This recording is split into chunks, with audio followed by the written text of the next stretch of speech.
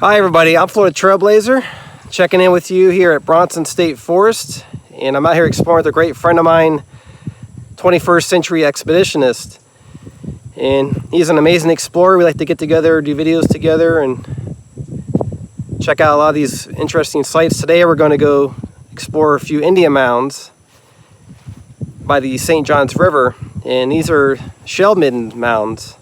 And one of the questions I've been getting lately from people regarding the shell midden mounds, because you see a lot of shells on them, things like that, is how did the natives eat them? And why are there so many shells there, but you can't see them throughout the rivers and things like that? And 21st Century Expedition was telling me that a lot of the shells are out there just buried in the mud and stuff like that, right? Well, yeah, mussel and like other shellfish like to embed in the sand. Yeah, because on sandy bottom. A lot of the mounds that we've been to, they're like the small little shells, the white ones. Well, that's because they collected them daily, probably, I would imagine. Yeah, there's tons of them, and they're like piled up into the shells in layers. And the method of eating them, I would imagine, because you can only speculate, would be equivalent today. Some people like raw oysters, some people like it steamed. Yeah, it's interesting. Yeah, that's one of the questions I get too, is how do they eat them? Just eat them raw? But that's a good point. If you read some of Lemoyne's writings, his annotations, they did boil things. Okay. And they steamed things. Some of the stuff I've learned too is they use the shells for building materials and even tools too. What do you think about that? Well, yeah, I think they traded shells with Indians in the north as well. That's a good point. Yeah, I've actually been up to Georgia at another Indian mound site there. It's of Old Village. It's a state park now. And in the museum, they have shells from down here up there. And the natives traded with those Indians up there in Georgia at that time, the shells. Well, it's really neat.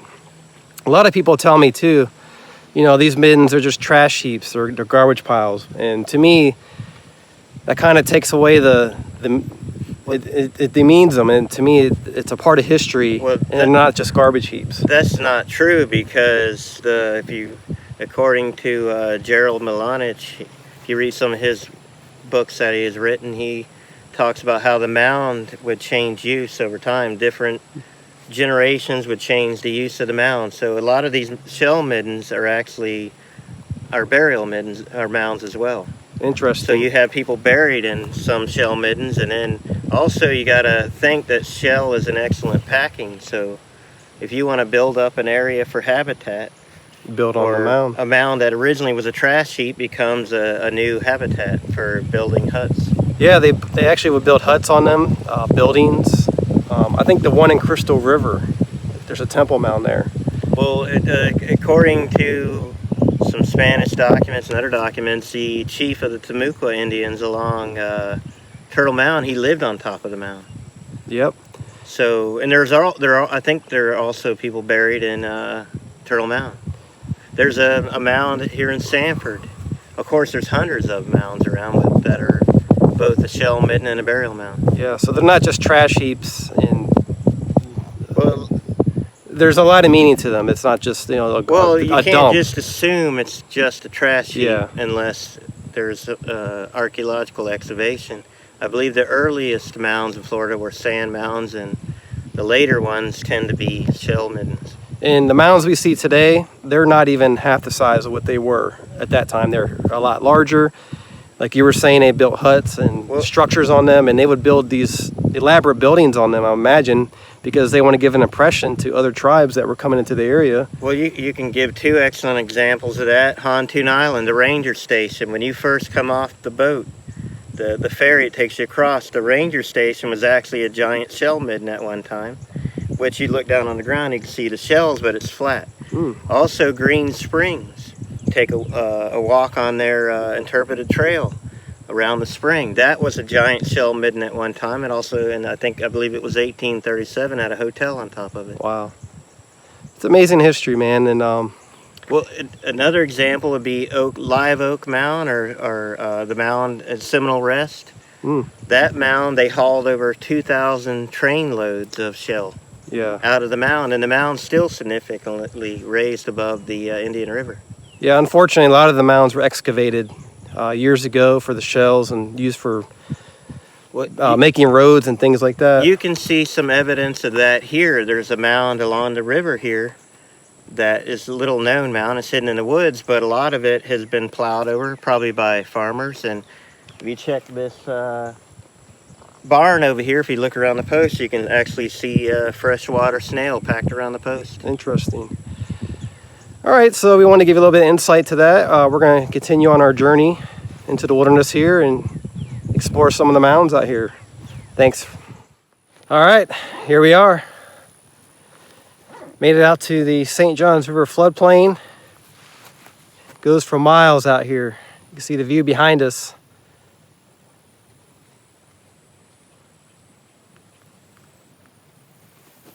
And when there's no airboats on the river, it's so serene and peaceful out here.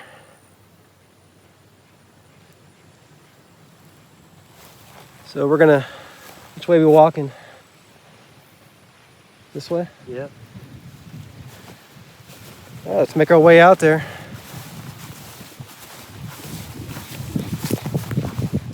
All right, check. We're recording.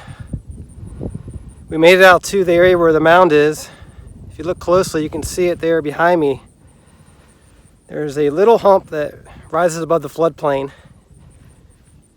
And you have to keep in mind that at one time, that mound was much, much larger. There's a lot of cattle out here too that were on the mound, and once they saw us, they got spooked and ran off. We're gonna go up there and look around, check out the area.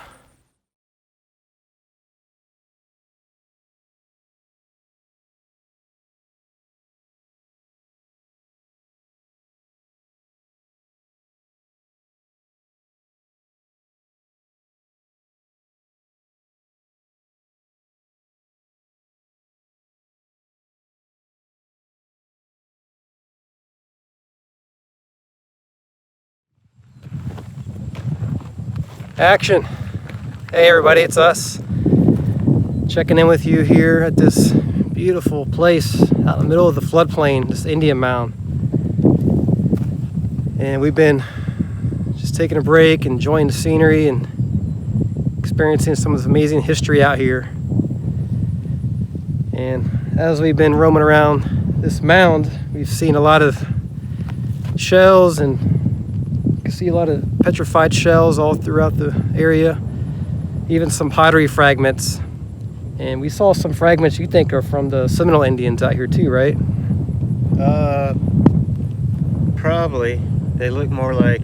This glazed pottery? Yeah, it's later type pottery. Okay. But the Seminole Indians were in the vicinity here for a while. They lived along Lake Harney and some of these other mounds. That's interesting. So there's many layers of history here.